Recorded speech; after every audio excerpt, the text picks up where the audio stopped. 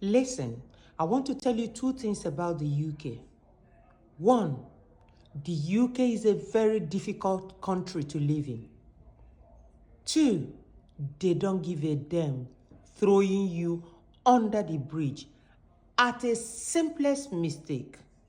There are few things the UK immigration can reconsider and pardon as regards your immigration status. But breaching the contract of your visa is definitely not one of them.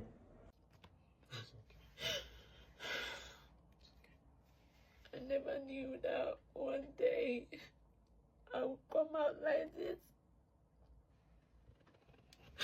feeling so vulnerable and, in a place of pain to talk to you guys.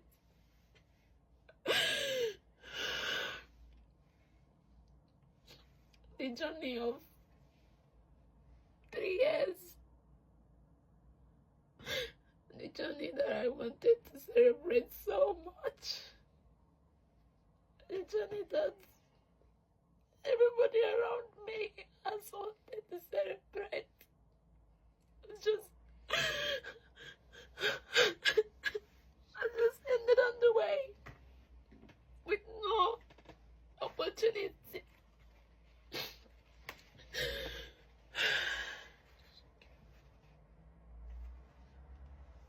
I've been in the UK for 3 years now. I came to the UK 2022 to complete my, get my BSc.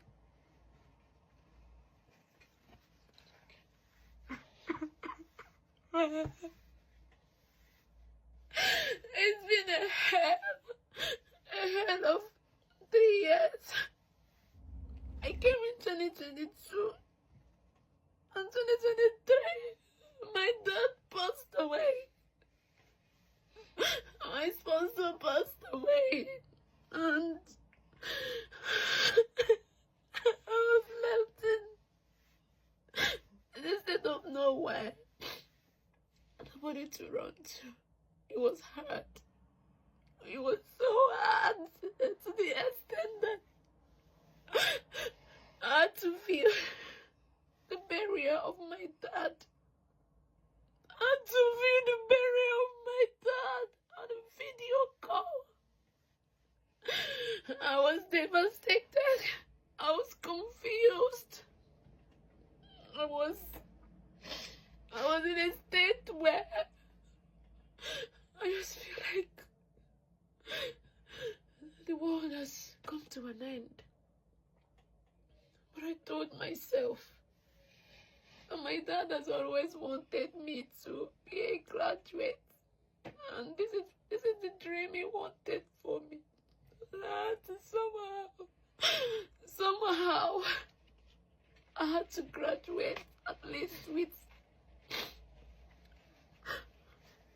first class, to make him proud. That way I won't feel much guilty of not being there when he died, of not being to his burial. I've been struggling. Anybody that has been in the UK will know it's not easy, especially when you are a student. You have to carry all the burdens, you have to carry everything. You have to pay for your school fees. You have to make living expenses. I'm not gonna lie. Sometimes I feel like it's the world coming to an end. But I held on. I held on so tight. I held on so tight. And just at the end of it, just this close, at the end of it. So when I was going through this trauma of my dad passing away, I didn't know that it's gonna prolong that much, We never know. The depression, or we all talked about, happens to everybody differently. After my dad died, I was feeling guilty. Maybe I was the reason why he passed away. I was just somehow feeling guilty.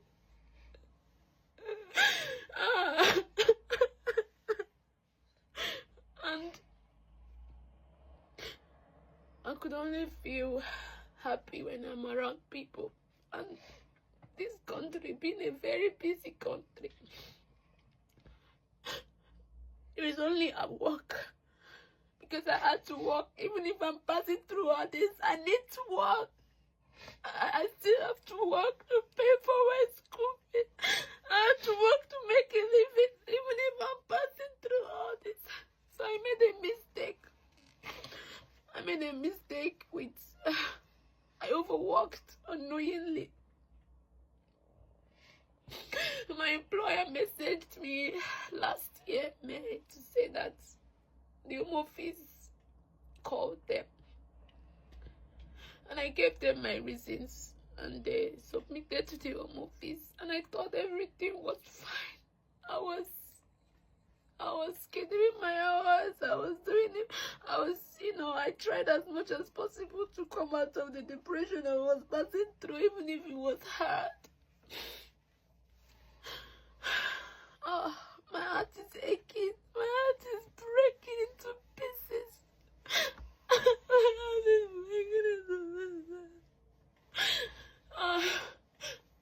So, 2025,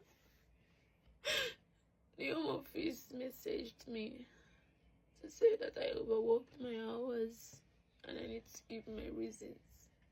So I gave them the honest reasons why I made this mistake, because currently, in as much as I'm passing through all this, my progression results is good. I'm currently I'm in first class, and that was what my dad always wanted for me.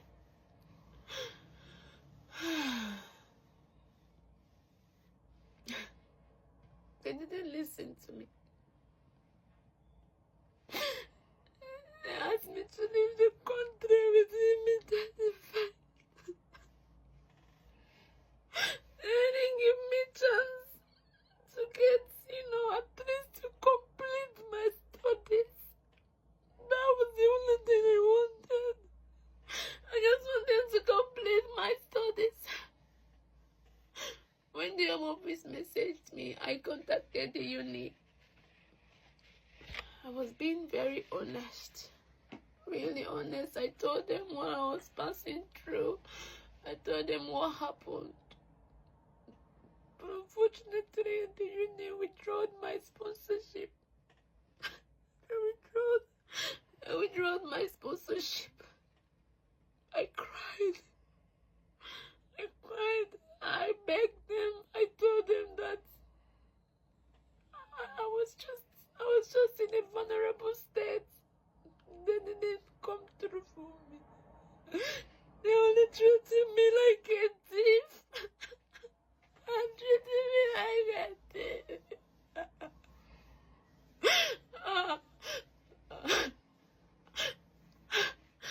I've asked the uni if they would allow me, even if I go back to my country, to allow me finish my course online, at least.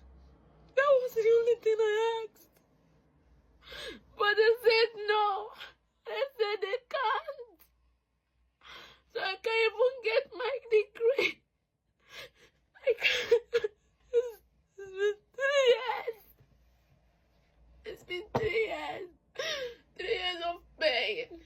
3 years of constant pain. I had to work even when I'm sick. I had to work even when I'm depressed. I had to work even when I don't know where to run to. I held on so strong. held on so strong. But then, no help, no route. Currently, I'm making my plans to leave the country. I'm making my plans to leave.